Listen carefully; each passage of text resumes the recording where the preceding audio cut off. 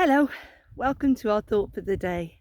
We've had a bit of snow this week, and I thought I'd bring you on a walk and show you some of the beautiful countryside around me and how it looks with the snow on it. I love snow for 1 or 2 days before it becomes inconvenient. I love it for how it covers the world and makes it feel new and makes you look at the world like a child again, all excited for the beauty that's around you. I'm going to flip you around now so that you can see the sunset where I am. It's beautiful. Look at that. Isn't that gorgeous? Just beautiful. Looks amazing. I do feel for the farmers though. It's hard work when it's cold and snowy. The poor old sheep are struggling for things to eat. So yes, I feel for the farmers, even though I love the snow and I like it for a couple of days and then to go, and lots of nice sunshine, but it's beautiful. So I thought I'd share with you today one of my favourite parables of Jesus. I absolutely love this one, and it is the parable of the lost son, or sometimes known as the prodigal son. And I just love this. So to put it in a bit of context, I want you to imagine that you're in a room with Jesus and lots of people, some who like him and are listening to him, and others, the Pharisees, who are really getting annoyed with Jesus because he is mixing with sort of what they consider the unclean, unholy people. He's mixing with tax collectors, he's mixing with prostitutes, he's hanging about with who the Pharisees see as the lowest echelons of society, and Jesus is hanging out with them. And he tells three parables: the parable of the lost sheep, how God searches, he loses one sheep out of 100 and they search until they find him, and then they celebrate when they find that one sheep. How the woman at home loses one of her 10 silver coins, which would have been like her betrothal, her dowry, and how she hunts high and low to find her coin. So God is showing that, if you were 1 in 10, he would hunt for you. And then finally, we have the story of the lost son and God waiting for the return of his lost son. So I'm going to read that to you now. It's from Luke, the book of Luke, chapter 15, verses 11 to 32. And I'll just perhaps chuck in my thoughts as I read it. The parable of the lost son. Jesus continued, "There was a man who had 2 sons. The younger one said to his father, 'Father, give me my share of the estate.' So he divided his property between them.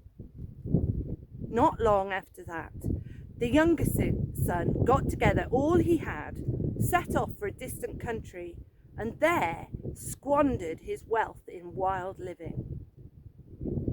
After he had spent everything, there was a severe famine in the whole country, and he began to be in need. So he went and hired himself out to a citizen of that country, who sent him to his field to feed pigs." Now, as everyone was in the room listening to this, they would have been Jewish. And first of all, the youngest son asking for his share of the estate off his dad is like saying, "I want what I'm going to inherit now, Dad," which is really out of order because his dad's still alive, and it's like he's rushing him towards his death, and it's really disrespectful. And for the Jewish people listening to this would have been an outrage for the son to ask for his inheritance while his father's still alive. It's like saying, "I wish you were dead, Dad, hand my money over." So they would have been shocked at this story. And then that he went off and he wasted his inheritance, spending it on wild living. And then he ends up in a really bad situation. He spent all his money, he's got nothing to eat, there's a famine in the country, and he ends up hiring himself out to look after pigs. Now, you will know that the Jewish people would have thought this was shocking. He had hit such a low that he was, looking after pigs. Pigs are seen as unclean, unholy meat. And that would have been just really shocking, that this boy had fallen so low. And in some ways, they might have even felt like he deserved it because he'd been so disrespectful to his father. And then it says, he longed to fill himself with the pods that the pigs were eating, but no one gave him anything. So he's gone even lower now. He's so hungry and in such a bad way that he's willing to even eat the pig's food. That's how bad things are for him. And then it says, when he came to his senses, he said, how many of my father's hired servants have food to spare? And here I am, starving to death. I will set out and go back to my father and say to him, Father, I have sinned against heaven and against you. I am no longer worthy to be called your son. Make me like one of your hired servants. So he got up and went to his father. But while he was still a long way off, his father saw him and was filled with compassion for him. He ran to his son, threw his arms around him and kissed him. This is my absolute favourite part of this story. I just absolutely love it. So this boy has been filled with remorse. He's realised he's made a huge, terrible mistake. He's disrespected his dad. He's wasted all his inheritance. He's ended up in the most terrible position. And he realises that, even his father's servants could be better off. So he should go home. So he decides to head home. But what I love is that his father saw him from a long way off. So obviously his father was looking out for his son, waiting and hoping for his return. And then it says he was filled with compassion for his son, and he ran to him, threw his arms around him and kissed him. So Jesus is giving us a picture here of God our Father, who loves us so much that he's looking out for each of us. He's longing for us to come home. And when we do, he doesn't stand there in judgment waiting for us to return and say sorry.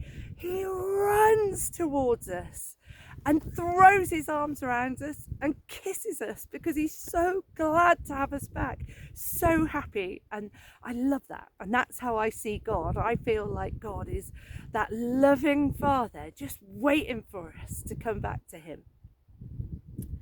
And then the father said to his servants, quick, bring the best robe and put it on him. Put a ring on his finger and sandals on his feet. Bring the fattened calf and kill it. Let's have a feast and celebrate. For this son of mine was dead and is alive again. He was lost and is found. So they began to celebrate. Meanwhile, the older son was in the field. When he came near the house, he heard music and dancing. So he called one of the servants and asked him what was going on. Your brother has come, he replied, and your father has killed the fattened calf because he has come back safe and sound. The older brother was angry and refused to go in. So his father went out and pleaded with him. But he answered his father, look, all these years I've been slaving for you and never disobeyed your orders.